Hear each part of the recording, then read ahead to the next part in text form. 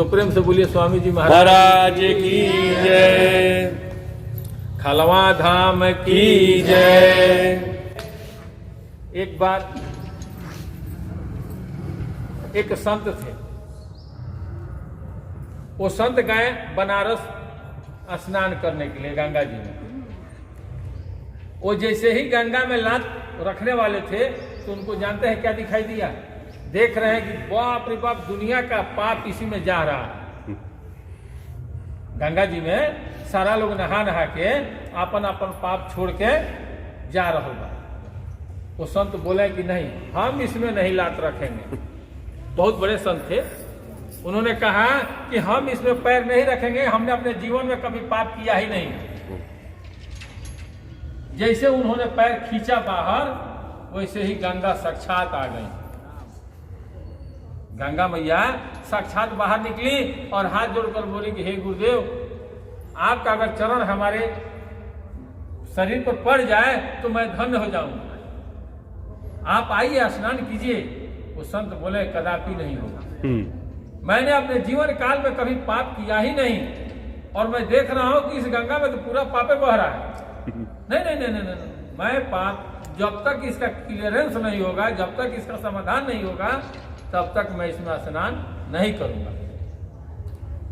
क्योंकि बहुत बड़े संत थे, सदगुरु थे। माता गंगा समझी कि तब चलो भाई इसका कम से कम निदान निकाला जाए।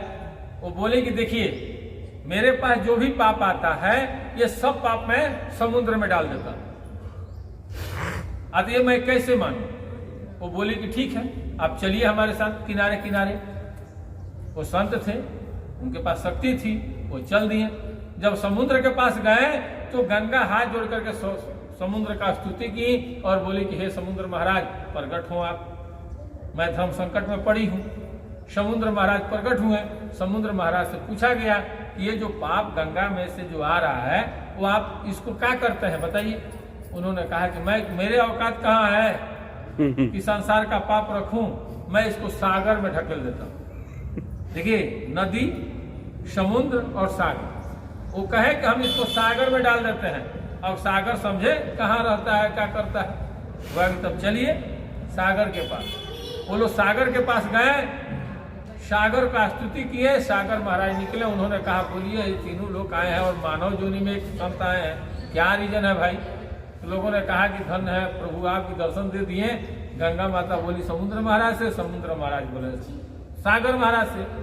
सागर महाराज बोले कि जिस पाप को गंगा नहीं रख सकती है, जिस पाप को समुद्र महाराज नहीं रख सकते हैं, उस पाप को रखने का हमारे पास कहाँ पावर है? अति ज्यादा कहाँ है? तो मैं सब इंद्र भगवान को भेज देता हूँ, भाप बना करके, और ये सारा इंद्र भगवान के पास जाता है। तो भाई तब चलिए इंद्र भगवान से पूछा जाए। ये सारे लोग आगे आगे, सागर महाराज, पीछे समुद्र महाराज, उसके पीछे गंगा जी, उसके पीछे संत महाराज। जब इंद्र भगवान के दरबार में गए हैं लोग, तो वहां इंद्र भगवान जब देखे हैं तो बोले करे ये मानव कहाँ से आ गए हैं, आए आप लोग यहाँ क्या करना है? तो महाराज दुविधा में हम लोग पड़े हैं, आप निदान निकालिए। इंद्र भगवान बोले बोलिए क्या दुविधा है? तो जिस पाप को गंगा नहीं रख सकती है, जिस पाप को समुद्र महाराज नहीं रखते हैं, जिस पाप को सागर नहीं रख सकते हैं, उस पाप को आप इंद्र भगवान इंद्रासन में कैसे रखते हैं? और बोले कि एक बात बताइए, जिसको ऐसे ऐसे महारथी नहीं रख सकते हैं, उसको हम कैसे रखें? हम भी इसको बारिश बना करके और सब पर गिरा देते हैं। जो जितना पापी है उस पर उतना पानी बरसवा देते हैं, उसका पाप उसके पास चला जाता है। तब वो संत बोले कि धन्य है गुरुदेव, कम से कम इसको जानकारी करने के लिए हमको 4 सीढ़ी आना पड़ा ना, तो हम धन्य हैं कि इंद्रासन में तक हम आ गए। अब हमको क्या चाहिए? चलिए माते गंगे, हम आप में स्नान करेंगे। तो वो जाकर के स्नान किए। तो पाप जो होता है ना, पाप सबका बाप होता है, वो किसी का बेटा नहीं होता है, वो बाप होता है।